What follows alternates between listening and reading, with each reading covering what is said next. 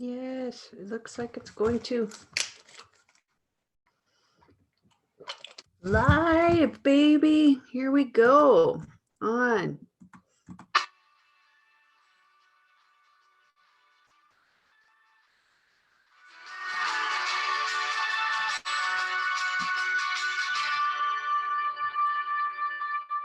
Welcome back. This is Heather Beiderman for the Liberty Librarian. Wow, this feels really close. It's like weird with this.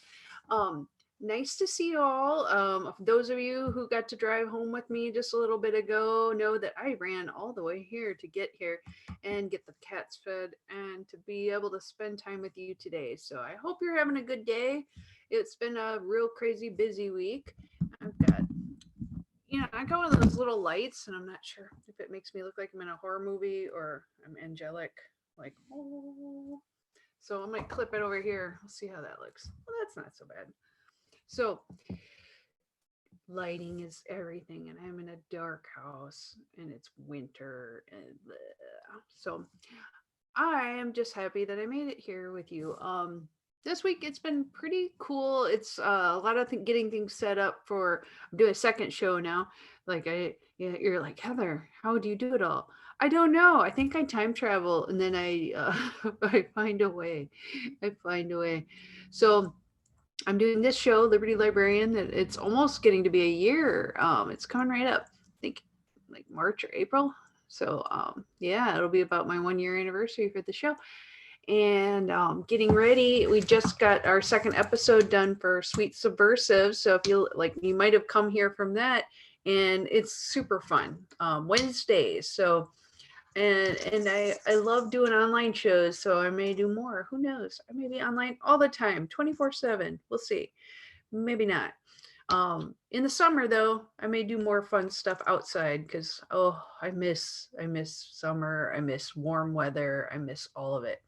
So what else is going on? So I started that show. It's been a short week. Even though it's been a short week, I've been cramming all the work into like the 4 days that we do have. Today, we're going to talk a little bit about President's Day and what it means, and that it doesn't always, the name isn't really about what the holiday is about. So I'll talk a little bit about that later. We're also going to do intellectual freedom news. We got just a little bit today. Um, Getting ready for getting everything going for the Sweet Subversive show with me and Kara Schultz. And then make sure on Mondays that you're watching the show for Kara on Twitch if you haven't done that before. It's really fun. If you have an Amazon Prime account, it's really easy to get a free membership on there so you can go and like do all the cool stuff. Be like the kids today, the kids. So, yes, it's a lot of fun, and her show is very informative. And if you're even slightly interested in running for public office, she gives you tips and tricks and all you would ever need to know to be able to run and probably win if you follow her examples and kind of use it to heart. So, and it's not just good for that. If you are trying to drum up interest in events and to do planning in general, her tips are very useful and just a good way of marketing yourself. So I find that even though I go, oh, I'm not really thinking of running for office, I learn a lot from her show. So I think you would really enjoy it. Plus, we have so much fun on Wednesdays that it's kind of fun to get to know her more too. I wanted to also give a shout out this week. That one of my good friends, David Salisbury, is starting his new show, and I just heard the first episode last week, and it is brilliant.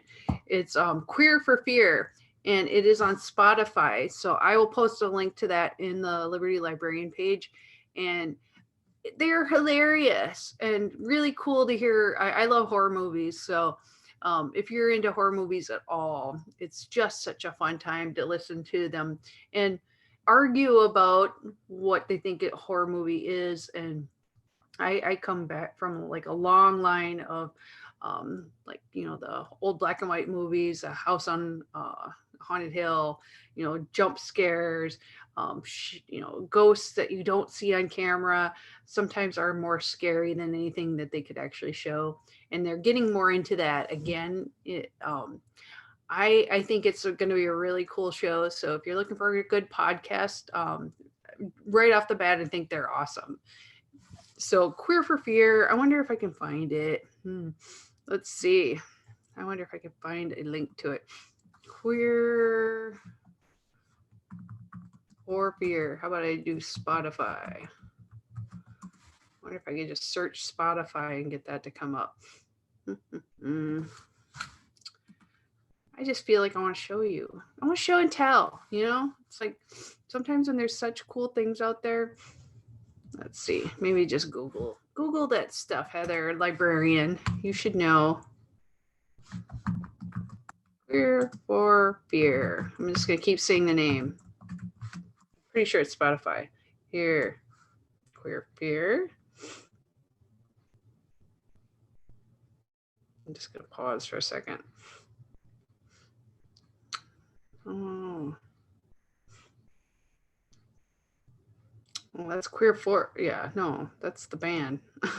Tears for Fears. Not the same. Ugh, I hate it when they think like there's, yeah, anyway, I'm going to find it for you and I'll post it on my Liberty Librarian page because gosh, it's so good. Anyway, I was thinking about that for when I watched that show, there was a article I saw about a really cool idea for a movie, and I thought it was just awesome. And I'm trying to remember what it's called. Movie where couple alien invasion. Okay, so it was it's coming. It was like in all the film festivals now. A millennial couple are forced to survive an alien invasion because they as a couple go, we're too tuned into the internet and we never spend time in nature and get to be around each other. So we're going to unplug from the internet for a weekend. And so they go out like upstate New York probably, and they're running around, and all of a sudden there's an alien invasion and they don't even know what's going on. And it sounds hilarious. It's called Save Yourselves, and I can't wait to see it. So this is my thing I was thinking about is a lot of alien movies are sci-fi and they don't really fall under horror. But I always felt like there's some parts of horror and even a little bit of fantasy, especially like gothic horror, the gothic fantasy kind of thing, falls under horror. And I think it just depends on what you think horror is. Do you think horror is just the slashers? Or do you think it's like a scary clown?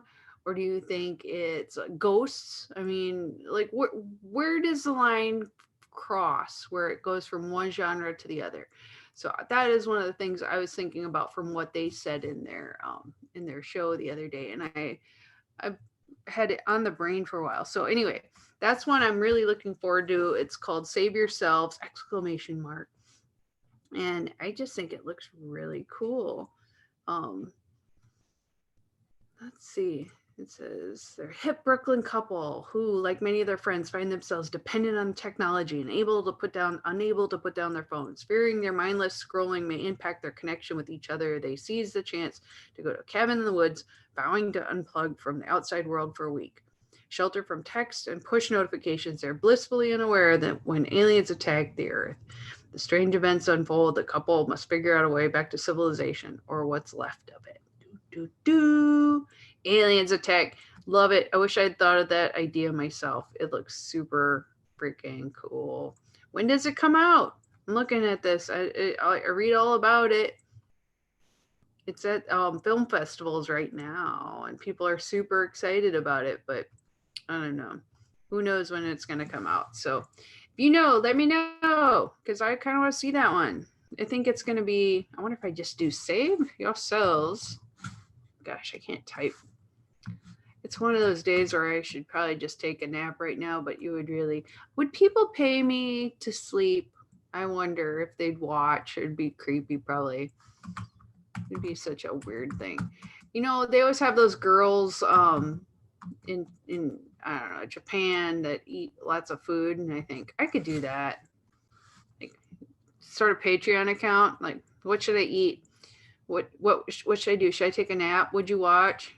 It says January 25th, so it must be just limited release because I have not seen this anywhere. Of course, we live in like Mankato, Minnesota, in the middle of nowhere, so um, can't expect to see all the cool stuff. But when it's coming, I would like to see it. And Roy Cat's up here. He's sitting by me, wants attention. Fed him. No barfing on camera, Cat. You're already famous for that. Lay down. So, yeah, his favorite thing to do is get up here and then all of a sudden start trying to rip up papers that I'm using for the show. So, that's fun too. Yay. You can't do that. I could show him. Just put the cats on camera. Let's see. Okay, so I should probably look and see if there are any comments because I've been kind of blissfully unaware of my social media side. I think maybe my husband might be getting home right now too. So, because Roy's staring at the door like there's something exciting going on. Oh, I should probably share this on. It says I'm live streaming. I'm going to go and share this to a couple places. I see Freedom Revolution. Freedom Revolution Network is where Liberty Librarian lives. And I'm going to share this. I always forget to do this on like 50% of the shows. And I kind of wish I wasn't let that way. Oh, come on. There we go. There's a lot of good shows. Oh, man. It's weird when I see myself scratching my face as the main picture. I'm like, oh, come on, Heather. You can do better. So I'm going to share to Liberty Librarian so that way you guys who follow along can watch.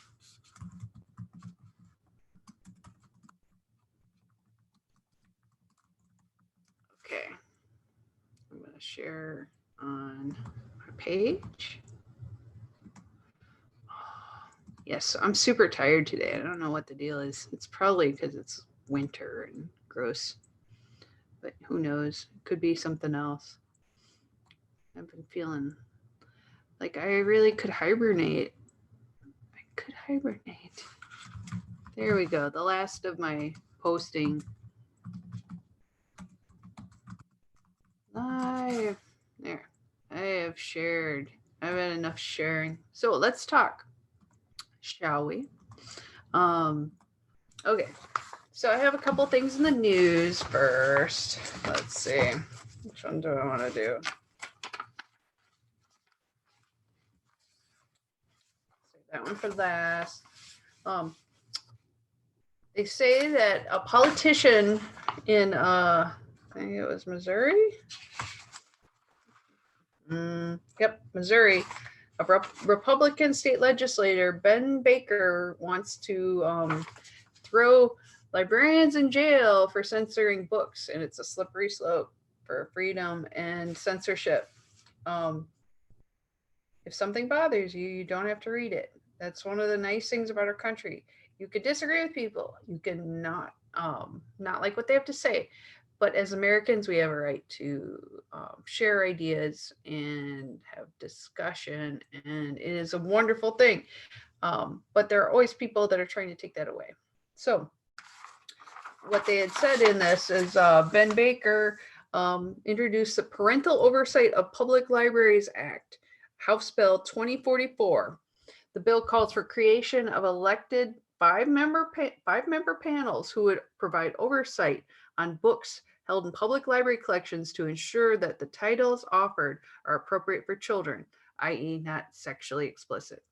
Now, I'm going to pause for a second and just say every public librarian that's actually a librarian, librarians go to graduate school and they learn this. They have programs that teach them about appropriate materials for ages. They talk about censorship. They spend years learning about this, and not just that, but on the job experience, working with materials, working with the public to find an appropriate balance of getting freedom of materials and having a good representation, but also being age appropriate, especially if they're running a children's collection. Now, fast forward to today, they want to make sure that they're not sexually explicit materials, which usually means they are really worried about transgender, positive, or gay, lesbian, bisexual, transgender, positive materials in any collection, because it, for whatever reason, for religious, morality reasons, they have decided that they don't want this to be anywhere near their children. Fine. You know what? You cannot take your children to the library. You can ask the librarians to exclude materials, but they may have a good reason to not listen to you. It's a public library. It's not your private library. I want you to remember that. So, in the words of librarian and editor Joe Godwin, a truly great library contains something in it to offend everyone. Yes, and it should, because if not, then we're not doing our jobs. We're not representing many different groups who you may or may not agree with. It says while books require oversight to HB 2044, age inappropriate sexual material, any description or representation in any form of nudity, sexuality, sexual conduct, sexual excitement, or sadomasochistic abuse that taken as a whole appeals to the prurient interests of minors, is patently offensive to prevailing standards in the adult community with respect to what is appropriate material for minors, and C, taking it as a whole, lacks serious literary, artistic, political, or scientific value for minors. Okay, this sounds like the whole what is pornography laws that have people have argued for ages, and it is really hard with their parameters to narrow any materials down that will please everyone. What is literary? What is not is too sexual? What is not covering information on sex enough? No one will agree on this. Of course, library advocates have voiced their concerns with the proposed legislation. It says that it clearly proposes policies and procedures that threaten library users' freedom to read, violate our deeply held commitment to families and individuals' intellectual freedom as expressed by ALA's Library Bill of Rights, which covers this. And they also mention that public libraries already have procedures in place that assist parents in selecting materials that fit their family's information needs, while not censoring materials or infringing upon rights of other families. So libraries are already doing this. So imposing a law to do more censorship is taking away, first of all, powers from the libraries who already have a plan in place that will please the most amount of people and not infringe on censorship and rights and causing censorship. So in the interview, Baker insisted the legislation is not at all intended to censor or ban books, even though it does, and all content would still be available for a parent or guardian to provide their children.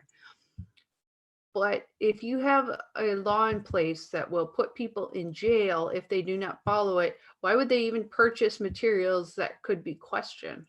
It's leading down this road. So granted, a school library will have nowhere near the broad range of potentially offensive topics that a public library would have.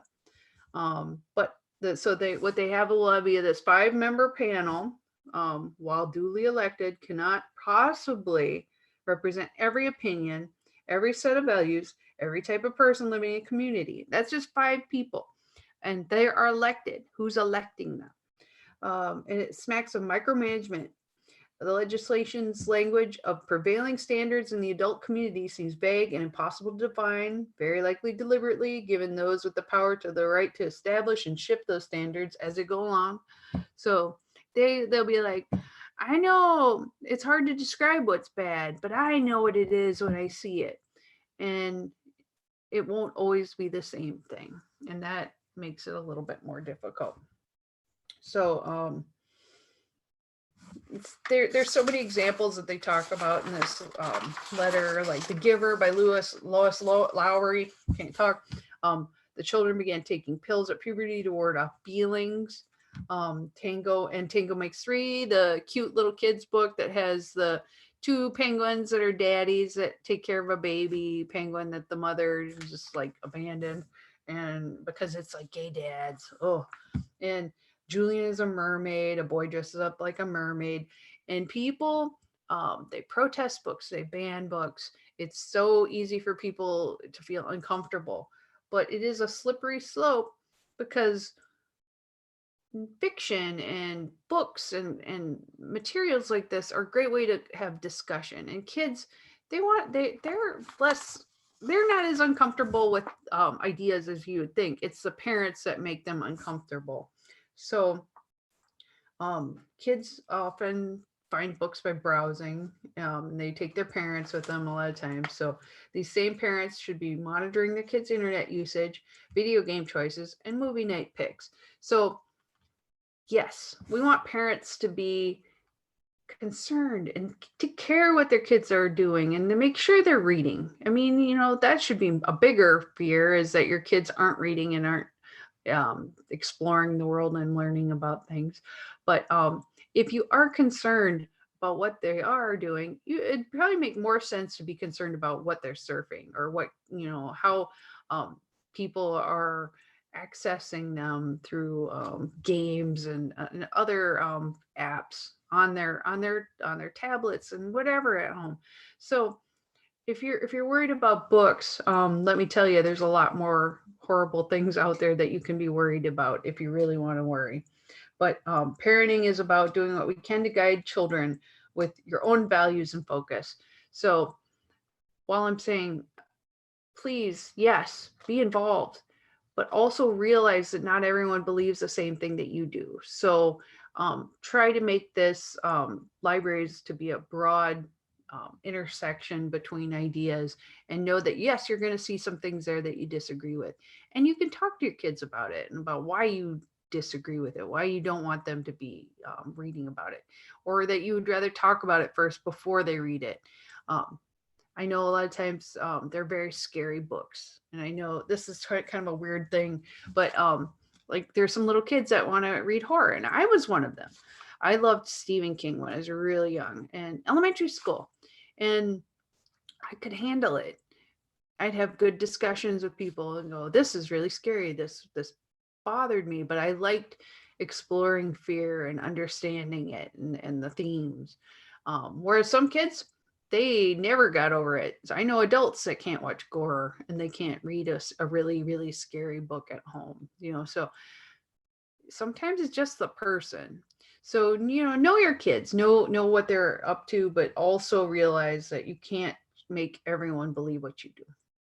So they will grow up, they will be adults, they will drive, they will be in the world. Wouldn't you rather have them have had the discussions, have seen things and not be surprised by it? Sheltering your children to the point that they don't even know that other people have opposing viewpoints and opinions.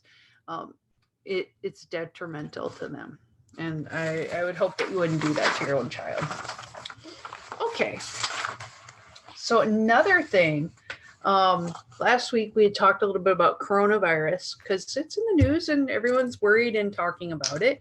But one of the things I had seen was that when the doctor that had shared with the world that there was a coronavirus, he had died recently, and they had said, "Oh, you can't come across."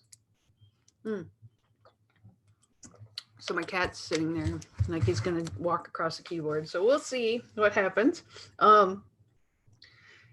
They kind of had tried to censor and control the narrative on the hero doctor's death, and it backfired terribly. And I thought this was a very interesting article in CNN.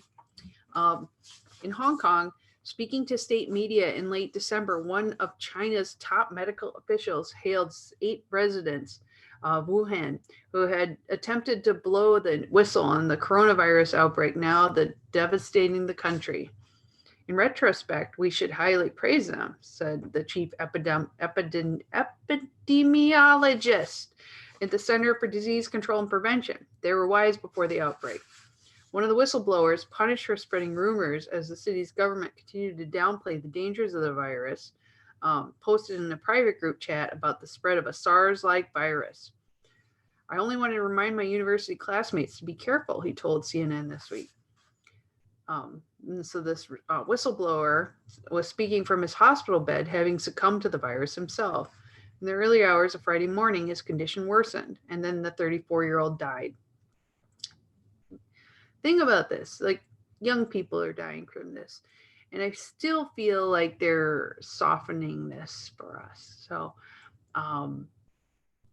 even though I'm talking about China in this instance, I do think that our own media is trying to not make us panic. So, back off, cat. Oh my God.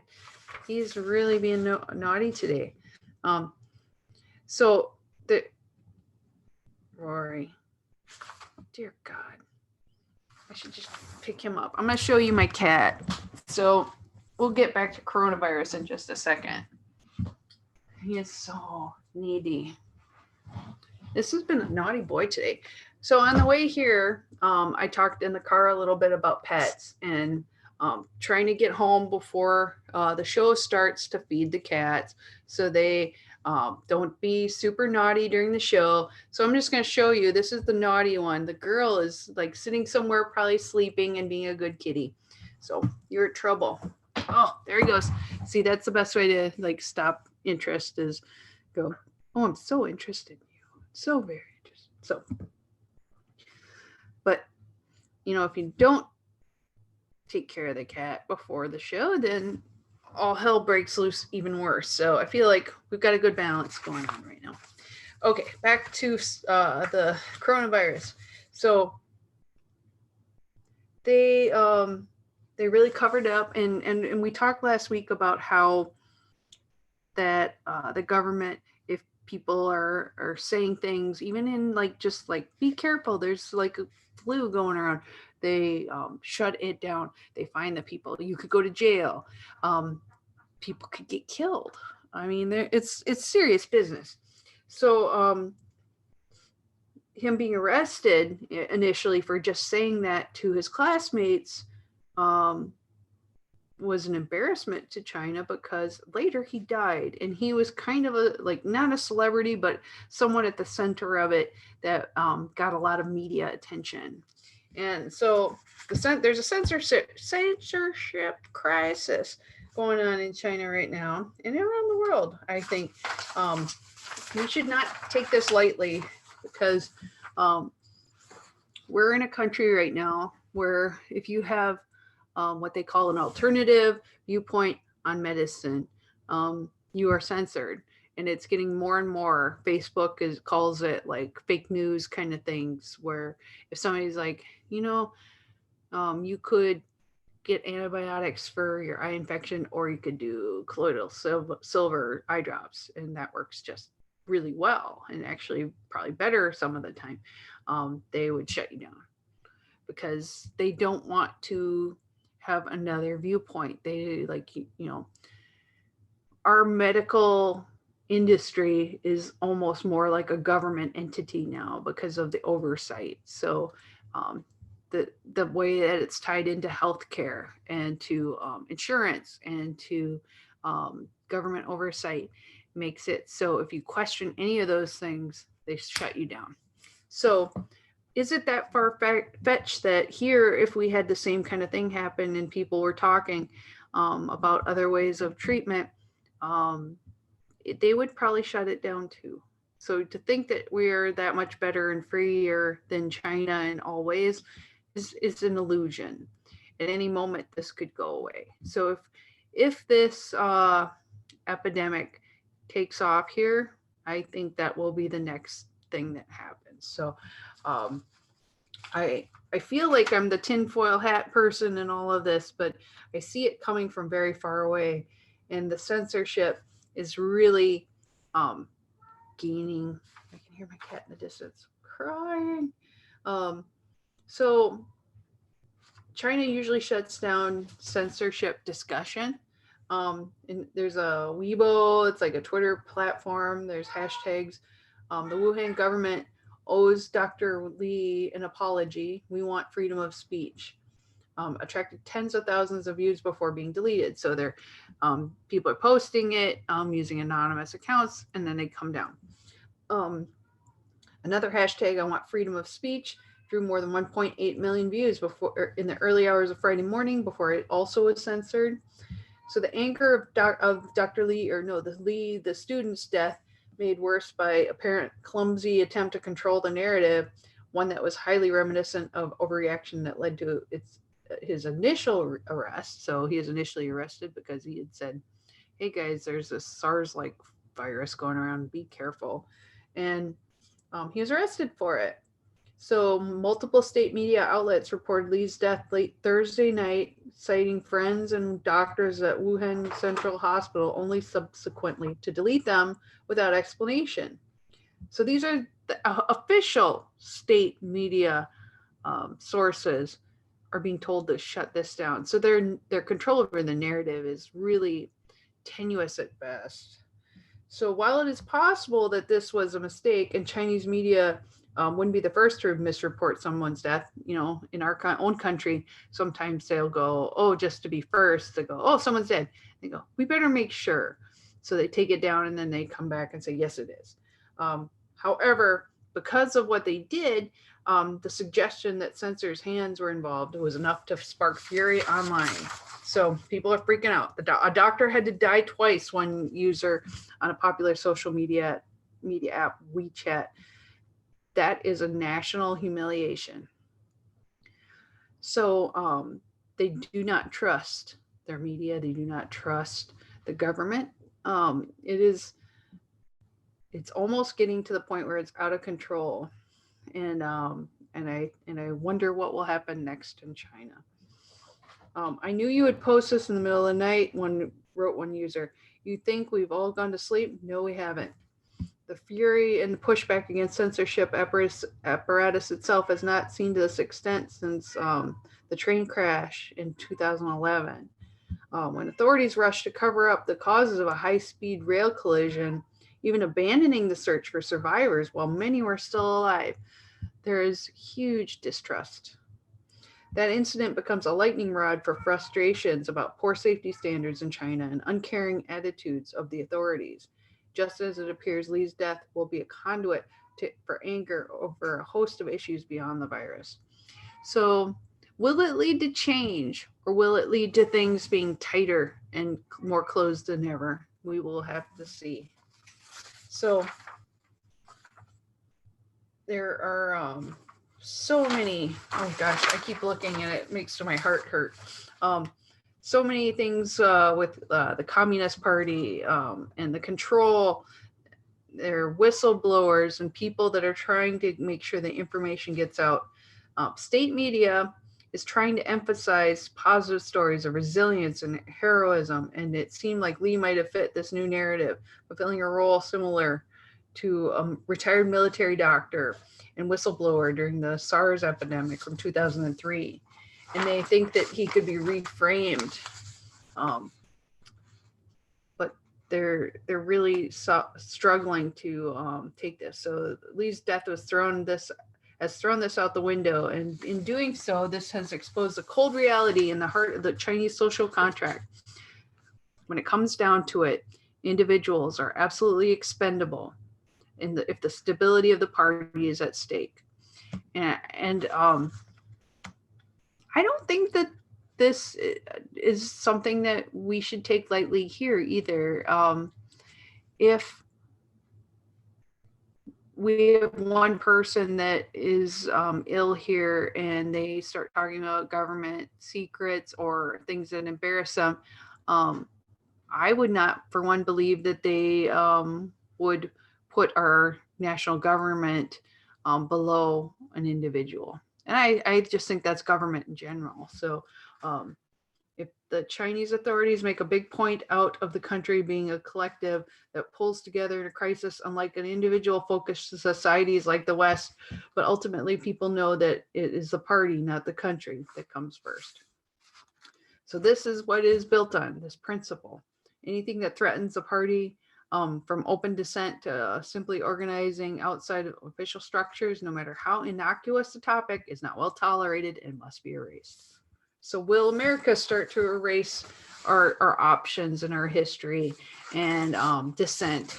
That will be when you know things have gone off the rails. Okay, so there is a huge article that I'm not going to go over today because I feel like it's huge. It's actually from the Washington Post. If you're really interested in knowing about consumer data, which is something I talk about all the time, there is a law, the new California Consumer Privacy Act, CCPA. Even if you don't live in California, it's going to affect your privacy because now you're going to start seeing these options popping up that say, do you want to opt out? Here's how you can opt out of having your data shared. And it is far from a perfect privacy law, but it's the one in America that has in 2020. And so you will want to hear, you want to know how to use it. You will, it's overdue for public conversation about what kind of surveillance is okay. So what does it do? I'm just going to briefly tell you. On its own, CCPA won't do much for your own privacy, but it gives you some action. And so you can take 3 useful rights from it. 1, you can ask companies to show you exactly what data they've collected on you. 2, you can instruct companies not to sell your data. 3, you can ask companies to delete your data, unless doing so would create a security threat or inconvenience with somebody else's free speech. And I will pause for a second. Hi, Andy. Anyway, so and there's also special restrictions for children under the age of 16. So it's similar to the European law called the General Data Protection Regulation, but it's a little different too. I mean, it's California, and they have been fighting tooth and nail to get this to go through. So companies might make you jump through some hoops to make it work. Some companies will try to shift work onto you, like Airbnb and PayPal will make you email them requests rather than using web forms. So you may have a few extra steps that weren't there before, and that is partly because they want to protect your freedom to privacy. So I don't think that is so bad. And so they can say what counts as a sale, which is kind of a different thing entirely. One of the most debated questions in tech is what does it mean for them to sell your data?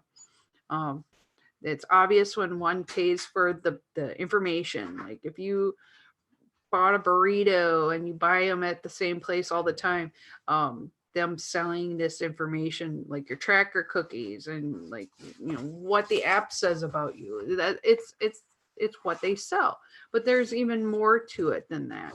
Sometimes it's the anonymous stuff that they can pull together to figure out indirectly who you are. So that can be data that's sold too. So the reason that the CCPA is so important is because it's looking at that as well, not just the obvious selling data. So they would work around ways to steal information about you by buying that kind of big information. So I think it's a really good step. There is a resource that I want you to look at if you want to know more. It's called donotsell.org. It's a resource for CCPA. And also another one is caprivacy.org. And that'll tell you a lot more about your electronic privacy that has just changed recently. So I'm not going to read this whole 30-page document about it, but what's interesting on the Washington Post site is they have a list of companies that CCPA requests from all Americans, like Amazon, Apple, DoorDash, Facebook, Google are some of the top ones, Microsoft, Netflix, PayPal, Roku, a lot of the big ones, Toyota, Uber, and then I think if the company's name isn't on the list, you should be a little worried. They're not complying with it, or they are maybe an international company. They may be under the European contract. You should look a little bit more. There are some companies, let me see. You can also read more from, they have a Secret Life of Your Data series on the Washington Post that I think is very interesting. They talk about Alexa eavesdropping, which I have talked to you about, some of the TV watching you. So a lot of these things are the reason why this law has come into place, is because it is so prevalent. It's more prevalent that a company is spying on you and selling your data, buying data, than them not. So I am glad to see that the law actually went through, but we'll see how long it sticks around. So please do yourself a favor and look more into it, and look into companies that you frequent, because I think it is worthy to understand the whole process a little bit more. Okay, so switching gears, I'm gonna take a little sippy sip. So this week, it's a short week. We had talked about that. President's Day was on Monday. And I was thinking about this week, is that what is President's Day? Are we celebrating all the presidents? Is it a holiday that everyone celebrates? Because I read that some people didn't have the day off, and I had the day off. Most people had the day off, but not everyone. And what was interesting was actually President's Day doesn't actually exist.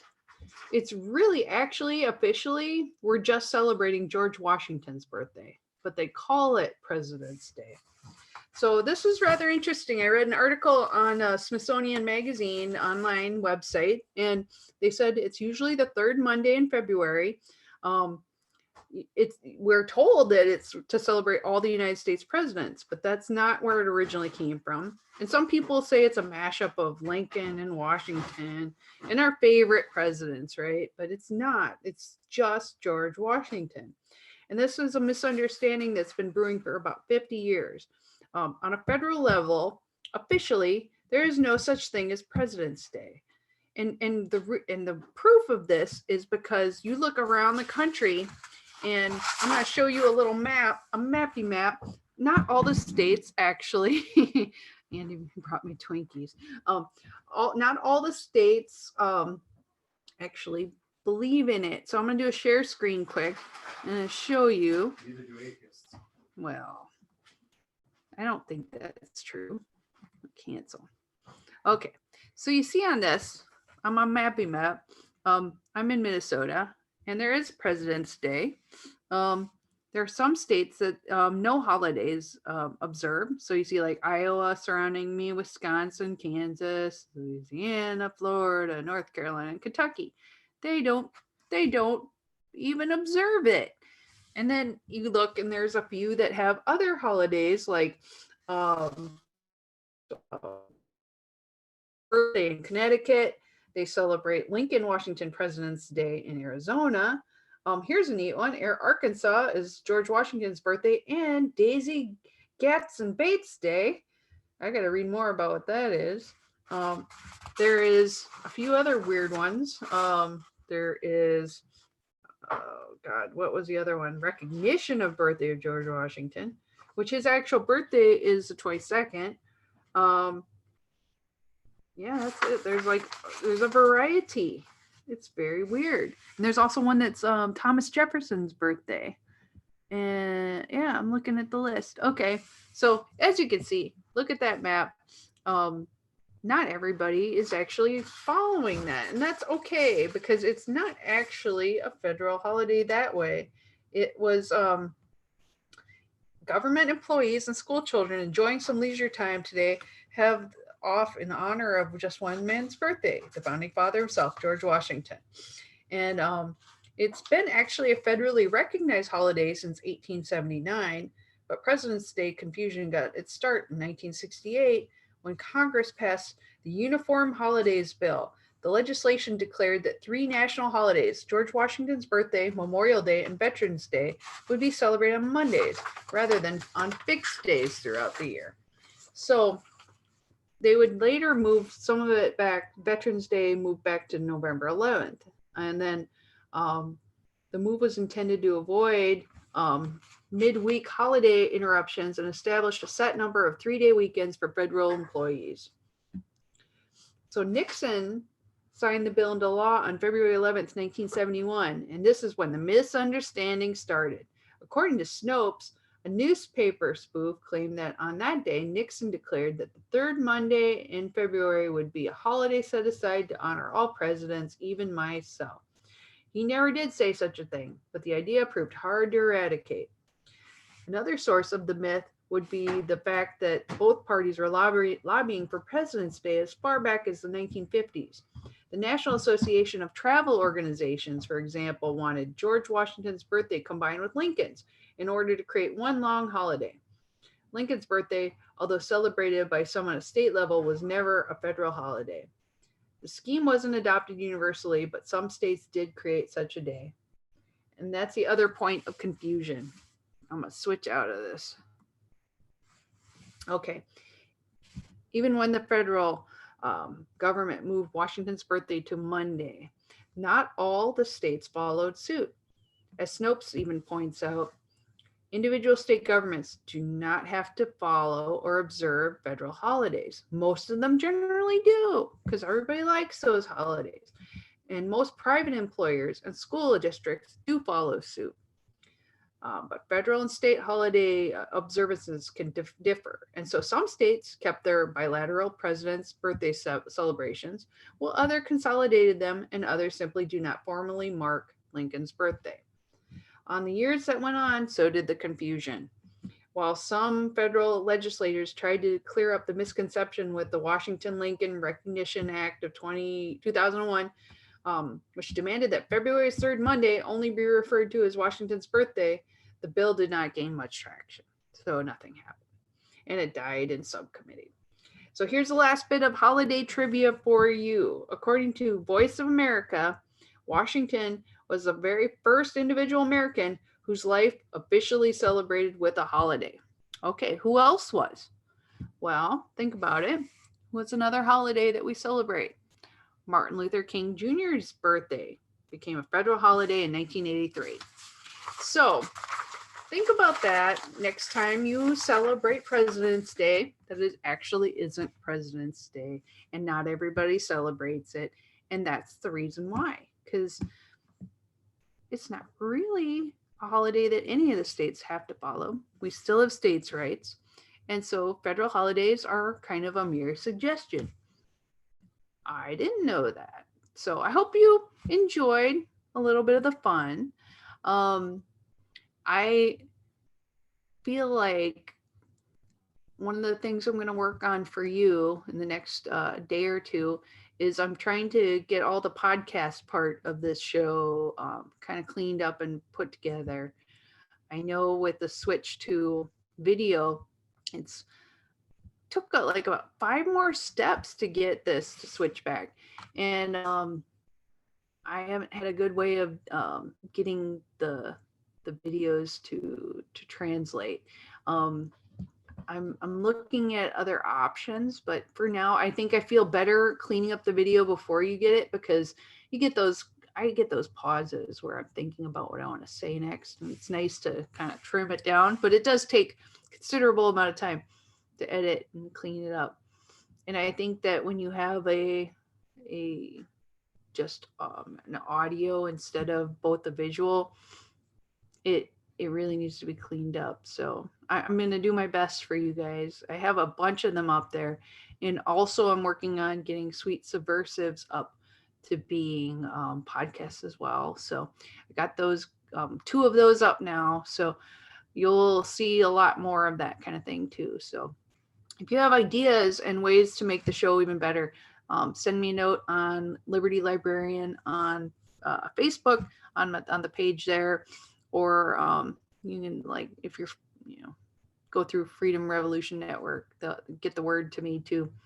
So I'm gonna cut our show a little bit short since I did one in the car and this. But if you are, you're like, what do you mean the one in the car? Go to the Liberty Librarian Facebook page and you'll find that one there too. So I hope you have a great night and a great week. And next week we will see you same place and same time. And I adore you all, and I hope you have a wonderful rest of the week. So I'll play my song. Do, do, do. Here we go.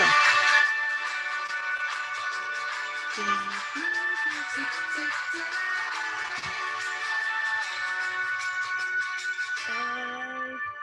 Bye, gang. Have a great week.